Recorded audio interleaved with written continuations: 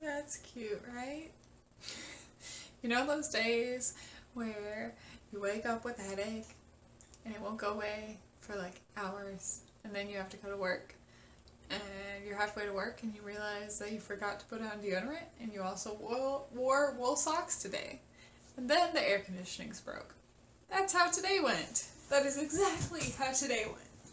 I wanted to talk about what responsible drinking looks like, because I think that a lot of alcohol advertisements can say, oh, please drink responsibly, and I think that, people can advocate for it without really describing what it actually is. It is important for you to know how to responsibly do so. And I think that needs to be the case, and it needs to be talked about more with other subjects as well. First of all, I think one of the most important things that is involved in safe alcohol consumption is realizing whether you really are comfortable with drinking. There are some people that I know that used to drink and then decided that it just wasn't for them. Whatever your reasons are, totally valid, totally fine.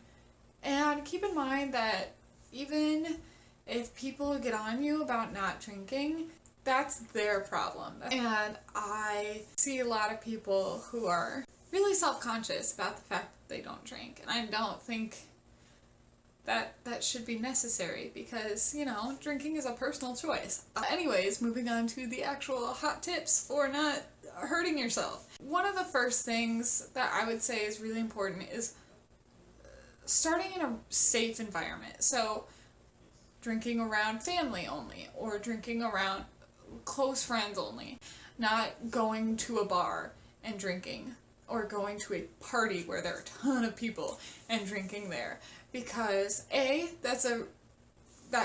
drugs are a thing and you can get drugged, and that's terrifying, and you want to be comfortable drinking before you go to a place like that. I'm not saying those places are bad, period.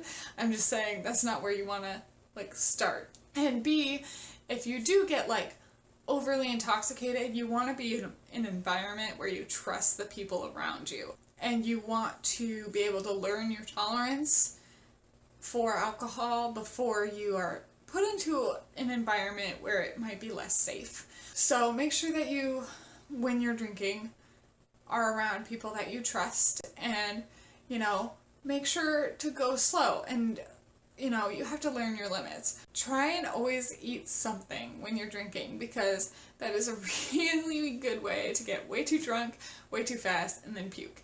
And puking is not what anybody wants to do today. When I go out to eat and have a beer with dinner, I'm usually fine. Not at all drunk. Maybe a little buzzed. If I just drink a beer on an empty tummy, then that's when I start to have stomach ache, whatever, hangover. Yeah, just always eat when you're drinking, because it's a lot safer, it's a lot easier to learn your tolerance, and it's just better in general. Make sure that you drink 8 ounces of water for every drink, which I know is a pain in the butt, but it really helps the next morning. If you are prone to hangovers, you are not going to want to skip this one. I personally am really prone to hangovers. I can get a hangover from one drink. It has happened. It is terrible. And oh my gosh. So I find that eating when I drink and drinking water in between drinks are two very, very important things that help me. Another thing is to make sure that if you're going to be drinking, don't stay up extra late in addition to drinking, because that is another way to get a really bad hangover. I sometimes, personally, I don't know if the rest of the world works this way or if it's just me, but I can get really bad headaches just from staying up too late. So that combined with drinking is no thank you. So if you're gonna be drinking, make sure you still stick to your normal routine, bedtime, whatever. Probably the most important thing on this list, because all the other stuff is just about like your future comfort and your like tolerance and your safety, like your personal safety. But this next thing is about the people around you and their safety too. Don't drink and drive. Do not do it. Cannot stress this enough. I personally would come and get pretty much anybody that I know. If they called me and it said, hey, I'm too drunk to drive, I really don't want to drive home, but I will.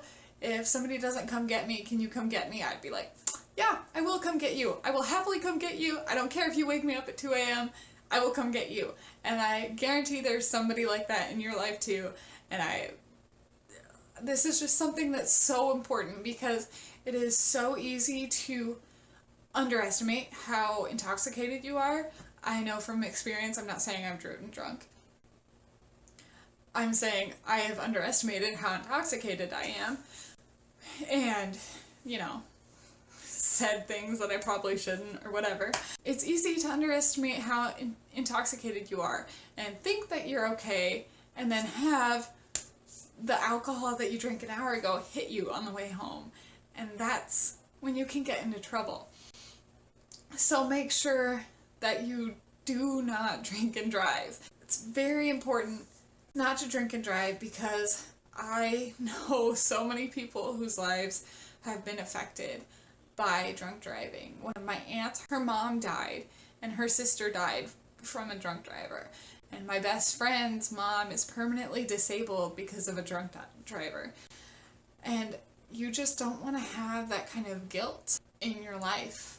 I think that drinking can be fun, and I think that it can be a great social experience, but I also think that people need to know how to use it as a social thing, because that's how you get into trouble. That's how people get too drunk, or people get alcoholism or whatever. And I just want people to be safe and have a good time. That's my spiel for today. If you enjoyed this video, please give it a thumbs up and hit that subscribe button. I post a new video every single day. My name is JJ Wickings, and I will see you all later. Peace out, friendos.